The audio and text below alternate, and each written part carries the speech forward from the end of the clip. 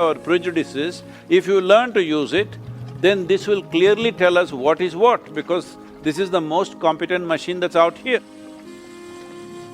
Yes, and yet I'm trying to imagine a world where we would all be Sadhgurus, right? Imagine… You're talking about a very competitive world for me. It's your word. So, I chose at one point in my life not to become neither a priest or a guru or a philosopher, but a scientist, and then to use that as a medical doctor.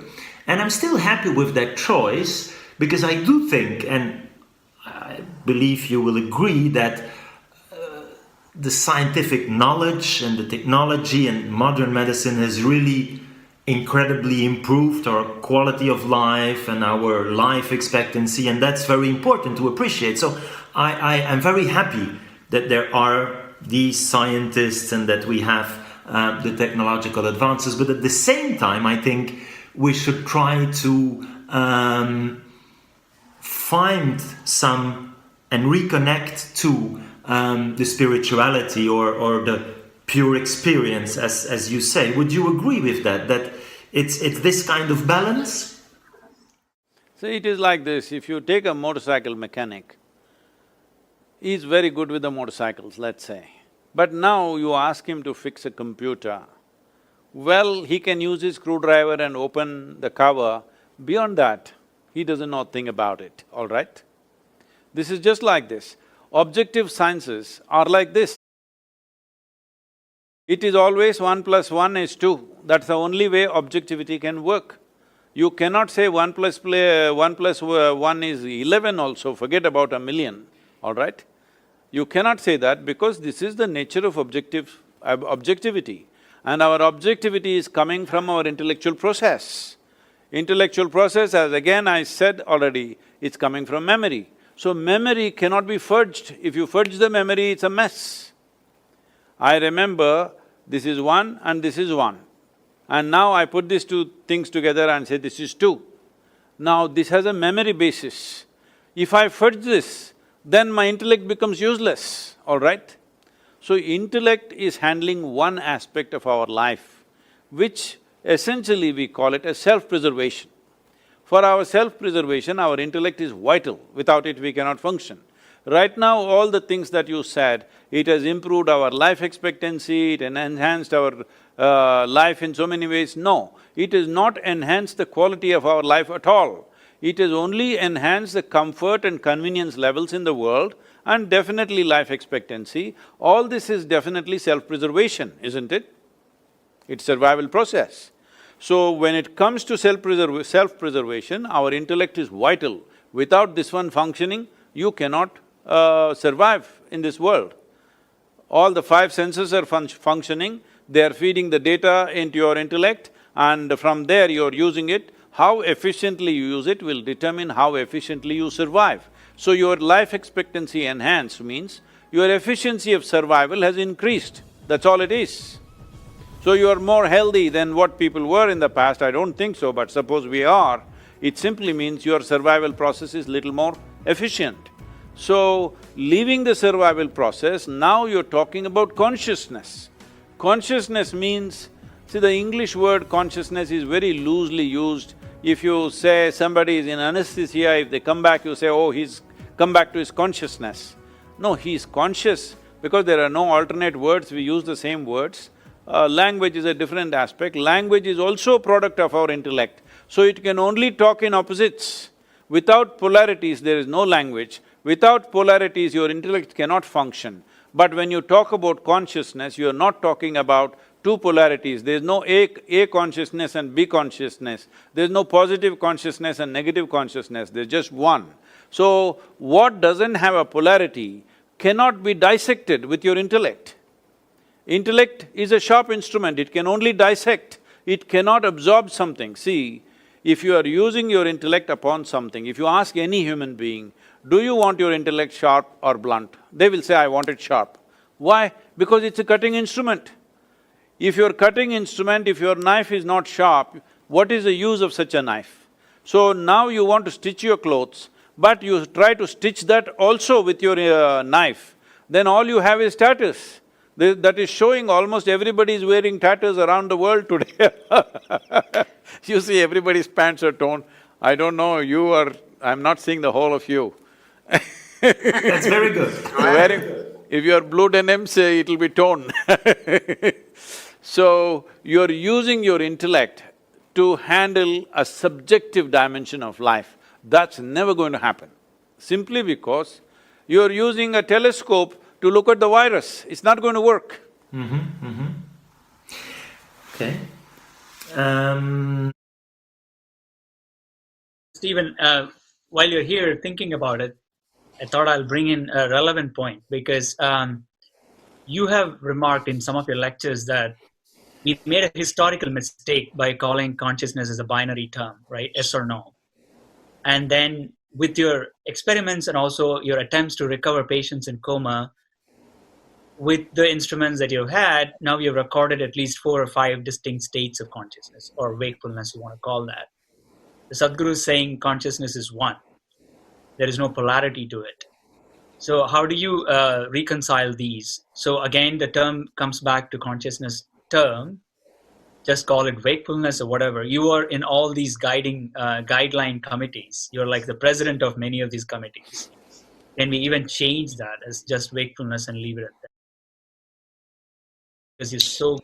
So thank you for that question, Bala. We are definitely struggling, and I think we have no definition of consciousness that we all agree upon. What we try to work on are somehow practical measures that, well, you and I as clinicians, when we say the patient is unconscious, what do we mean? What is the language we speak? And we will there reduce this complexity to, first of all, wakefulness, the first dimension, and that's what you see and what we all experience when we fall asleep. When you make them fall asleep during anesthesia, they somehow seem to lose awareness of their environment and then their self.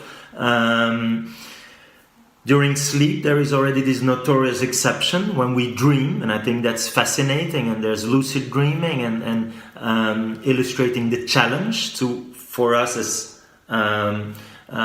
observers, saying meaningful things about awareness in another person.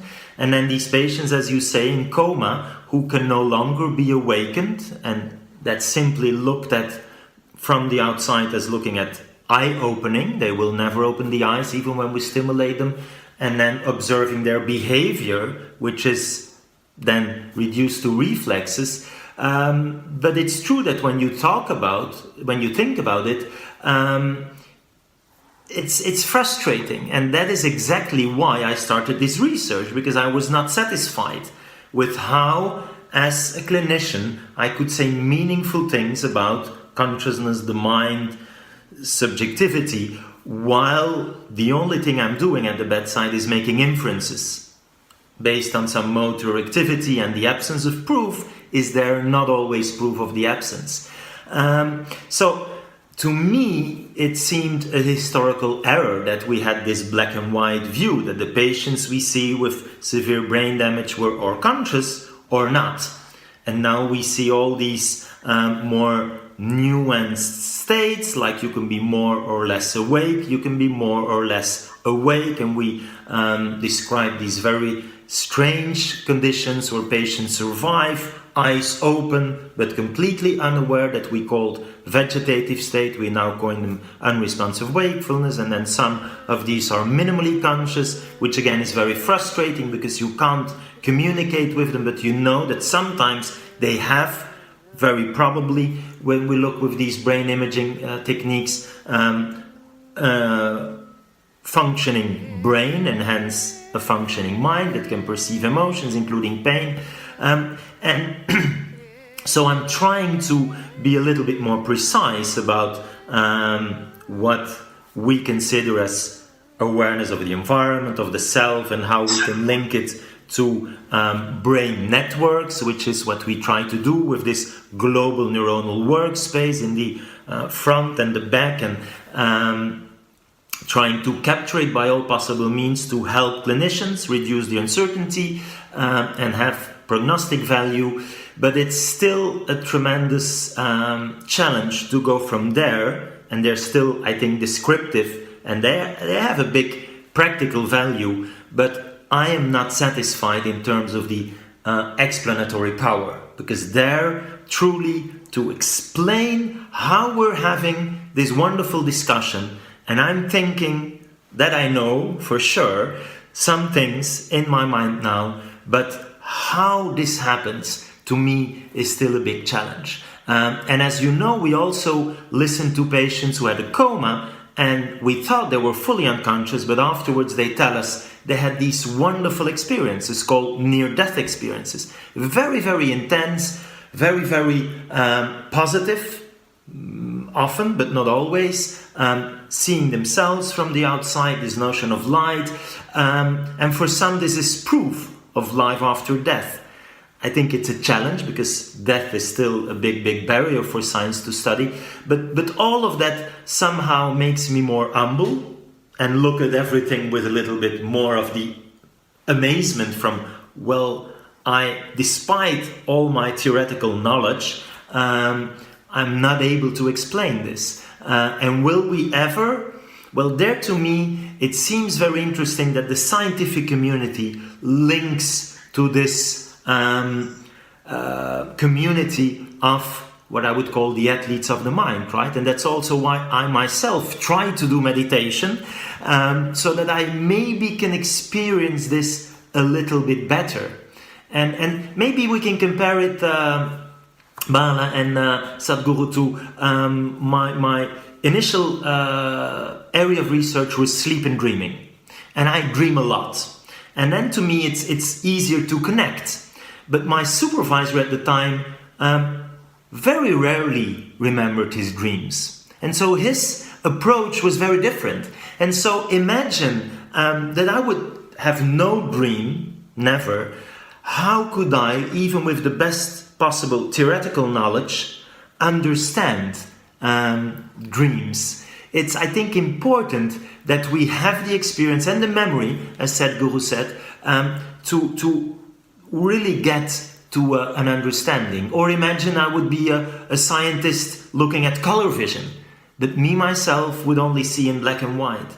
So even the most perfect understanding of color from a theoretical perspective in this colorblind scientist, wouldn't it be different the day I would truly see in color? So that's the kind of frustration I have when talking with big experts who have, I don't know how many 10,000s of hours of meditation, and I know you're a very expert meditation yourself, and I'm just this little athlete, right? Trying to understand what you mean when you're talking about all these different states and nuances. And so you're right, I see consciousness not even less black or white or on this gray scale, but rather all the colors of the rainbow. And it's so multidimensional that it's very difficult for us to collapse it, to reduce it, and to grasp the holiness of the experience.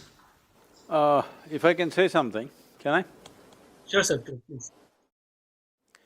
See, Stephen, as we sit here, this is my body, that is your body, distinctly established. Right now, it is 100% like this. I don't know what you're drinking, I can't see, but whatever you're drinking, what's in the cup is not you. The moment you drink it, after some time it becomes you. This is happening right now. So, though what you think is your body and what I think is my body is just a piece of this planet, right now it is distinctly clear, this is my body, that is your body, 100%. This is my mind and that is your mind, these are my emotions and those are your emotions, these are my experiences, those are your experiences. But there is no such thing as my consciousness and your consciousness. This is a living consciousness. We blew our own bubble. I'm sure you have that little wonderful boy who came on the screen, I'm sure he's blowing soap bubbles at you sometime. So, if you blow a soap bubble, this is my bubble, that's your bubble. poop it went, then there is no such thing as my bubble and your bubble, there is no such thing as my air and your air. Consciousness is just like this. Right now you have blown your bubble, I have blown my bubble. This is me, that is you. But when this goes poop, there is no such thing as my consciousness and your consciousness. It is just that we are holding a certain amount of, if you want to call it as consciousness, I would prefer to call it as life, because the word consciousness, as you are speaking, I'm seeing that even last time when we spoke to all Bala's friends, what I see is wakefulness and consciousness, there is no clear distinction in medical terminology. See, everything that you do with your anesthesia has nothing to do with consciousness. It has something to do with body and various functions of the body. You're shutting down certain aspects of the bodily functions. One of them is transmission of pain, which is the main interest when somebody is going to surgery. You don't want to stop their heart, you don't want to stop their brain, you would like to see the transmission of pain stops. Whatever is being cut, whatever damage or fixing is happening, whatever parts of the body may be being removed, what is not vital may be being pulled out, all that is happening. Only transmission of pain is not happening. This has got nothing to do with losing consciousness and gaining consciousness, there's no such thing. So we're using the word wakefulness and consciousness in a little different way. And not only that, especially not just in medical terminology, generally in English language, there is no distinction between somebody is unconscious and he became conscious and consciousness as a larger possibility. So, my body, my intelligence, my mind, my memory, your memory, my experiences, your experience, all different. But there is no such thing as my consciousness and your consciousness. It is just that it is only the human creature on this planet who has the neurological capability and sophistication of mechanism that if they allow it, they can access this dimension of consciousness.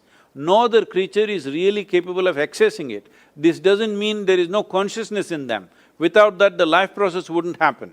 There is consciousness even where there is no body, all right? Only thing is, you need a certain sophisticated instrument to access that, which is the human mechanism. This is why we consider being human is a great privilege, because you have access to dimensions beyond your physical boundaries. That is the fundamental significance of being human. So, let us not misunderstand the instrument and what we see. If you take a telescope and see, you saw another galaxy, but the galaxy is not produced by the telescope. The galaxy is there. The telescope only gave you an access. Similarly, your body, your brain, whatever, I don't want to identify different things, from your hair to your toes, everything is body as far as I'm concerned, including your brain. It is just another dimension of the body. So this body, if we keep it in a certain way, if we do not contaminate it with too many ideas, philosophies, identities, if you keep it in a certain level of openness, this will become an access point to what we are referring to as consciousness or the basis of the life that we are, in a way. So somebody can call it consciousness, somebody can call it a being, somebody says this is God.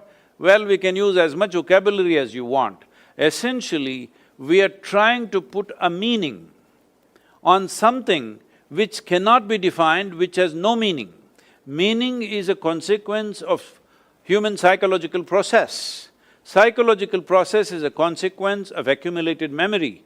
So you cannot slap one meaning from your mind upon a limitless possibility which is the very basis of our existence. So this is what is the fundamental mistake, that we are trying to take a piece of our psychological process and trying to understand what is consciousness. Consciousness is not something that you can understand. Understand means there must be a meaning. There is no meaning to it, there is no meaning to the existence. It's just a tremendous phenomena, but you can experience it. You have the necessary instruments to experience it, not the instruments in your lab. You as a person, you have the necessary instrument to experience this. Will you allow it or not, is the only question. As I said in the beginning, it all depends on how you're identified. If your identifications are limited, you have lost the ability to experience it. If your identity is, not identified with anything, you kept yourself loose like that, then there is a possibility of experiencing it. A whole lot of people under drug-induced conditions, they are claiming they experience many things. I'm not questioning that at all, it's very much possible, because one thing that I have seen happening to people under the influence of alcohol or drug is, they've lost their sense of identity. What they think they are usually is not there in them, they've become little boundaryless. Because of that, they might have accessed a certain dimension, but will that make them competent to access it whenever they want? No, 100% not. In fact, they may lose their faculties because they forced it upon, chemically forced something to happen, so that may damage the instrument for good, and you may not be able to experience anything beyond a certain point. Can I ask you two questions? Yes, sir. So you mentioned this instrument that permits us to access this, whatever we call it, consciousness, intelligence, but you say it's for humans. So what do you think about animals and how they perceive the world? And then the second question is this terribly challenging one. If you say that somehow, and you make the comparison with the bubble, and that there is no such thing as your consciousness, my consciousness, it could be an illusion. So how do we somehow deal with, well, what was there before you were born and what will there be when you're dead? So these two are still burning questions about animals and the before and after this living. See, when it comes to animal, an animal is programmed in such a way that largely its life is fixed around its survival process. Let's say, for any creature for that matter, their stomach is full, their life is settled, they just sit there happily. But that's not the nature of the human being. Stomach is empty, only one problem, stomach is full, 100 problems. This is the nature of the human being. Because survival is not the end game for us. Only when survival is taken care of, what is human kicks in. Till then, we are also just one more creature.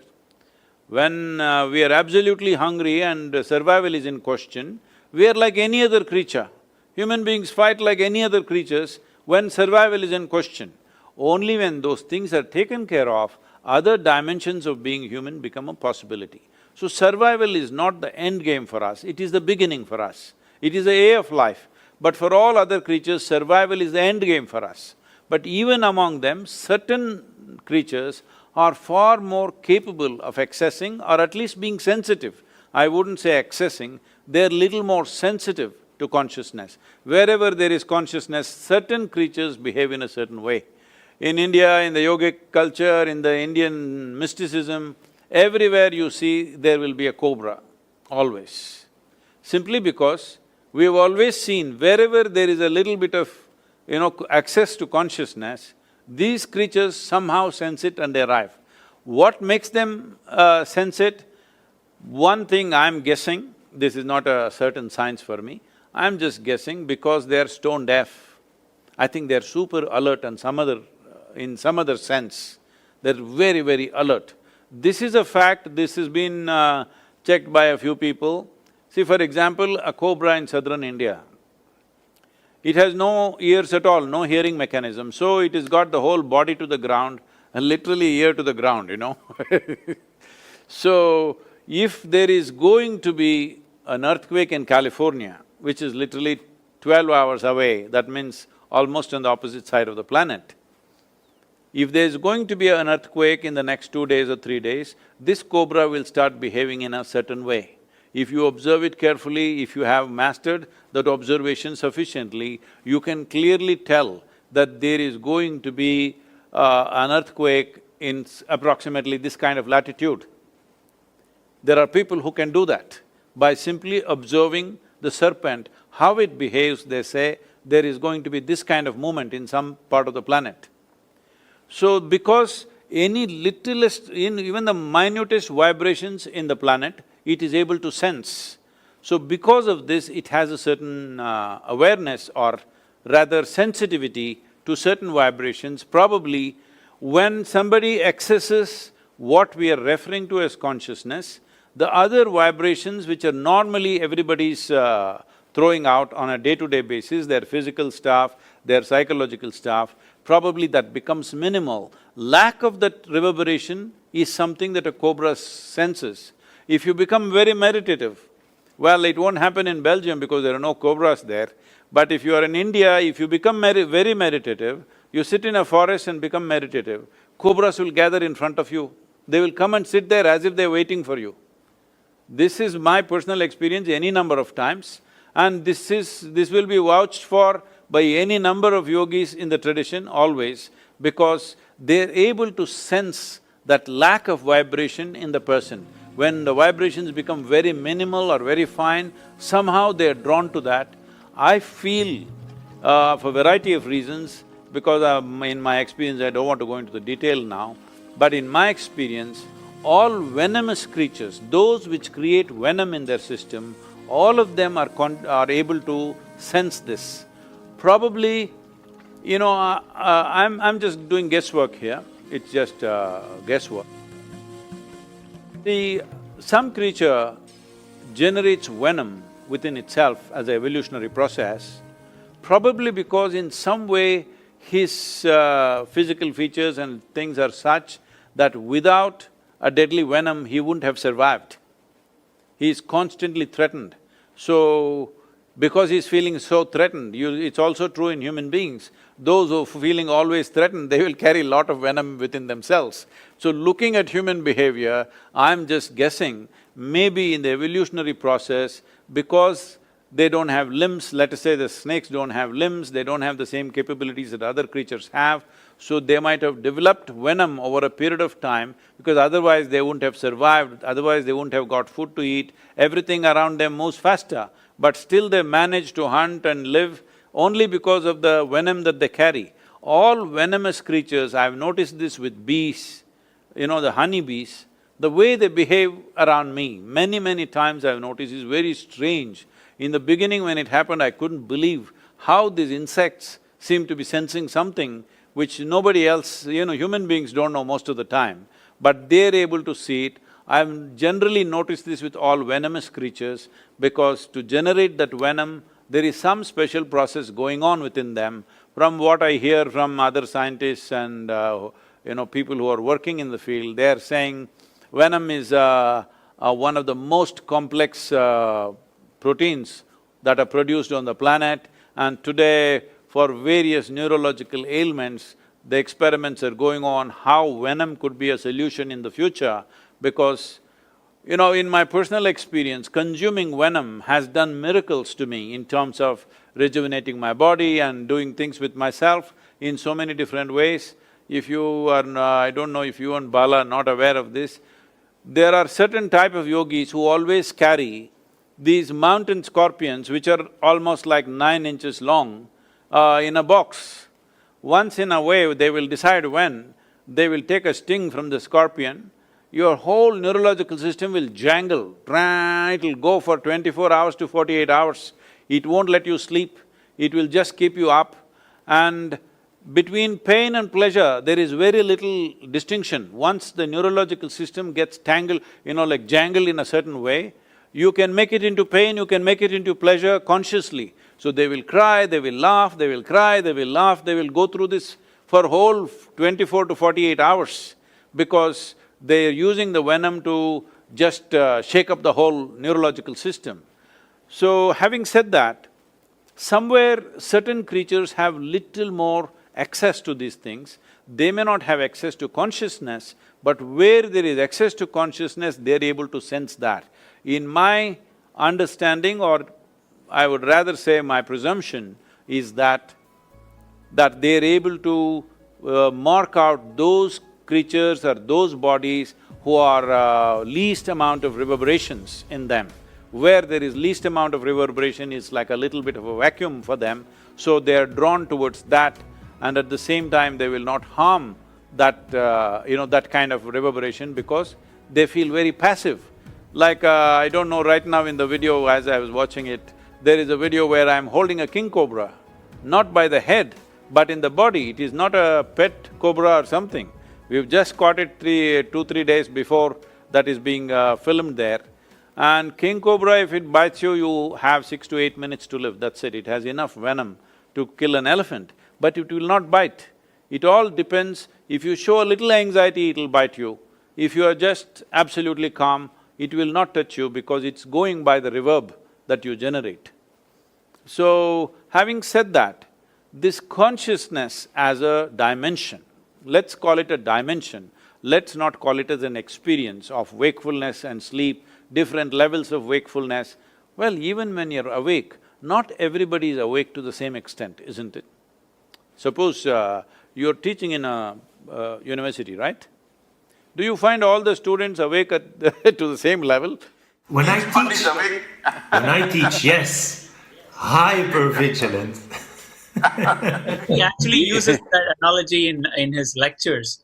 What? He goes to a lecture and he uses that analogy where he picks his participants in a lecture and he analyzes and tells them, you're not this much awake and you're this much awake and alert to then his own theories. So, no two human beings are awake to the same extent. So this whole dimension, if we change the terminology a little bit, probably it will fall into a little better place of understanding, maybe not entirely, but little better. That is, right now when we talk about anesthesia or even coma for that matter, they may be very similar, I don't know medically how you differentiate between the two. Essentially, bodily functions have dropped step by step. In one person, a certain number of functions might have dropped, in another person it might have dropped further. And I would take it further, even what you call as death is just further drop in the bodily functions.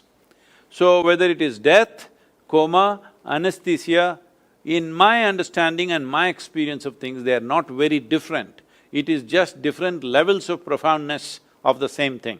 When you become completely unawake, that means you're dead.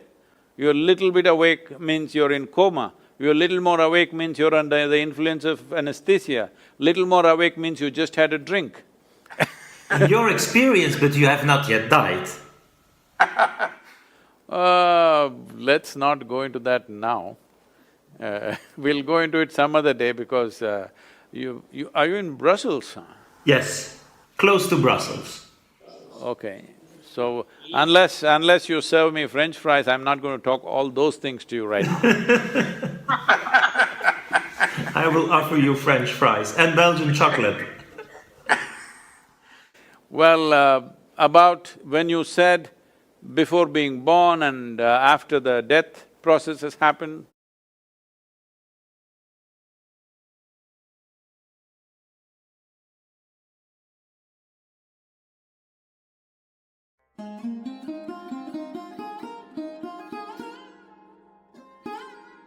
is somebody spreading this in the ashram?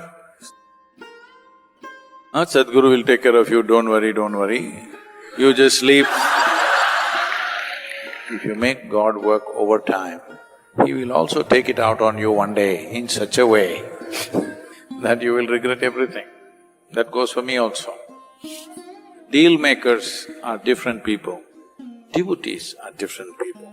If you have that kind of involvement, grace will come in cascades, not in drops.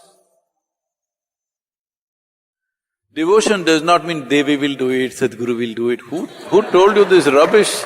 Is somebody spreading this in the ashram? Sadhguru will take care of you, don't worry, don't worry. You just sleep, Sadhguru will wake up and do your sadhana.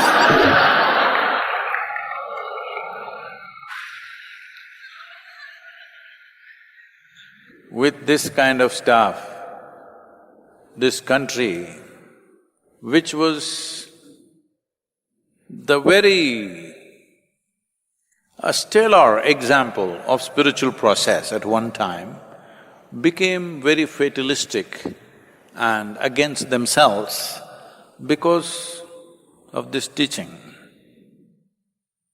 Don't worry, God will take care of you. Somebody came from Mauritius a few years ago almost 25, 27 years ago. So, these are Tamil people who went there 3 generations ago. This particular generation has never come to India. Now they're running some industry and they're doing very well to do and all that. Now they decided to come back to Tamil Nadu to experience their roots. Still they speak their own kind of Tamil. And they came and landed in Chennai. And from there, they went to a few temples and they're driving back to Coimbatore from Chennai. So they came here and naturally we were interested. What is your impression? Because after 3 generations you're coming back, your forefathers' land, what does it feel like? One thing they said was, it looks like in India God is working overtime. Why, what happened? They say, we're driving, children come and want to fall under the wheels of the car, but somehow they escape. Somebody else just walks in, wants to kill himself, but somehow he lives. When we look at this, God must be really working overtime in this place. If you make God work overtime, He will also take it out on you one day in such a way that you will regret everything. That goes for me also. So, devotion means an absolute involvement. Not that, Sadhguru, I am your devotee, will you do everything for me? Why the hell will I do, huh?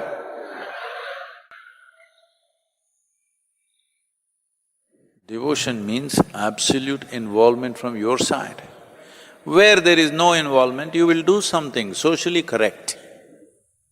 Some of you don't even do that, but most people do something that they think is their courtesy or their duty to do something, just about that. But only when you have a very deep sense of love or devotion towards something, you will do everything that you can do.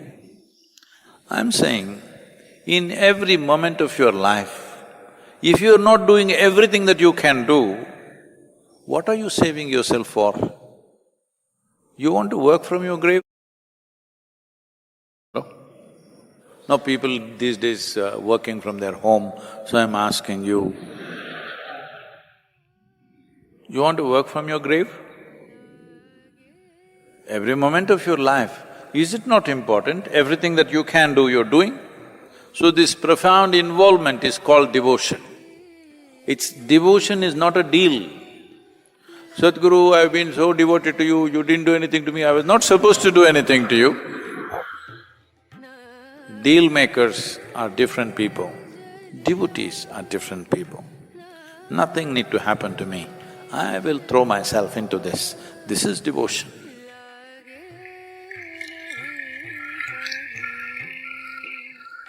Just this freedom from expectation, what should come to me?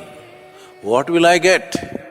If you just become free from that, your life is a blessed life, just know this. If you just become free from this one thing, what will I get? Your life is a very blessed life. This is what we are trying to demonstrate in Isha, that thousands of people simply working like fanatics, from outside they look like that, but they're at ease, they close their eyes. Okay, world doesn't exist. Yes, and only miracle they have achieved in their life is, what will I get has gone out of their mind. This is all you have to do. Devotion means just this, you are liberated from the pain of expectation. What should happen, what should happen? Whatever happens, I'm fine only. Which is better? What you want happened, is that better? Whatever happens, you're fine, is that better? That's all. But once you're like this, once you are not a vested interest of any kind, you will do your best And that's all a human being can do. And once you're not concerned what will you get, you become available to grace. But you don't calculate, Sadhguru, for 3 minutes I did not think what will I get, how much grace will I get?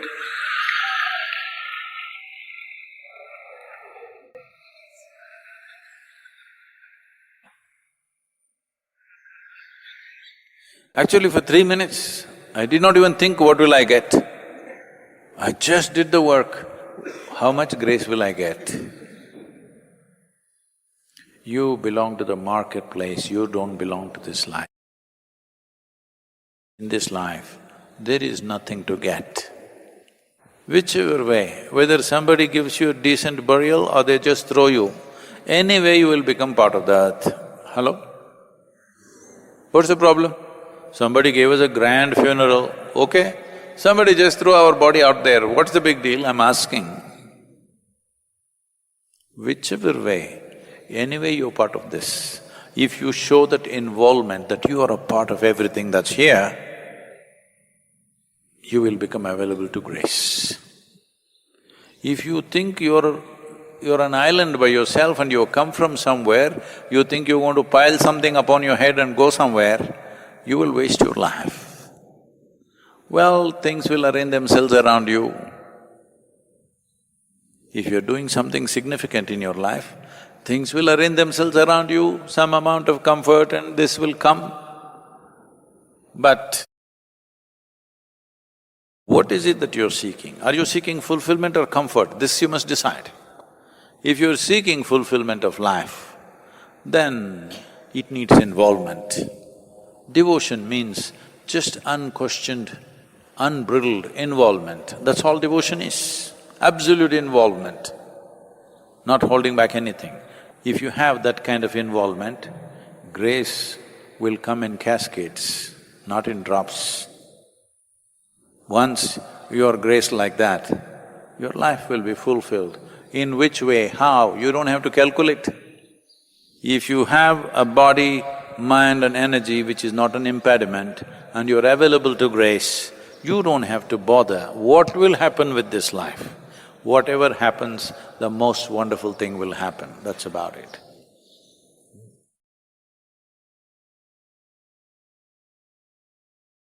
Well, if you made it here, it shows you're ready to change. You're done with running. This kind of attention is rare, it's precious. Drop your city in the comments, and if you'd like, share this with someone who's also thirsty for clarity. Thank you, Big Hug, and see you soon.